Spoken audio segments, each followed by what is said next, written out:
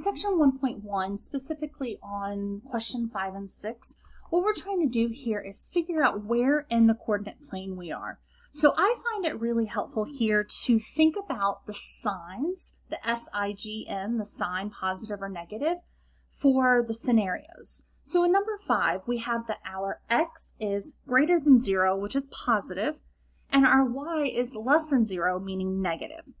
Then let's translate that to the coordinate plane. So we have our x and our y-axis. Positive x's would be over here in the first and the fourth quadrant, because there you've moved to the right, which would correspond to a positive x. Now for the next section, the y less than 0, then we're looking for places where y is negative. So here, that would be anything that's below the x-axis. And we're looking for where both of these things happen at the same time, which is in this bottom right quadrant, and we would call that quadrant 4. We're going to do a similar thing with question 6.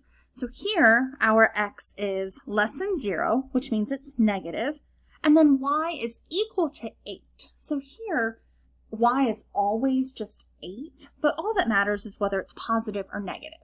So we're going to let that represent a positive number since 8 is a positive number. Let's do the same thing with our coordinate plane. Where is x negative? Well, that's happening over here on the left because these are representing values where we move to the left into the negative x values. Then we want to look for where y is equal to 8. And that's happening in the positive y values. Specifically, it would only be happening right, there, if that's where y equals 8. But for the terms of this question, we're just looking for the quadrant. So I'm interested in those positive y quadrants.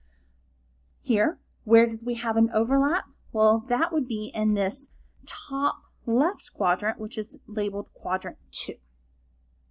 So that's what you want to do to put these into perspective.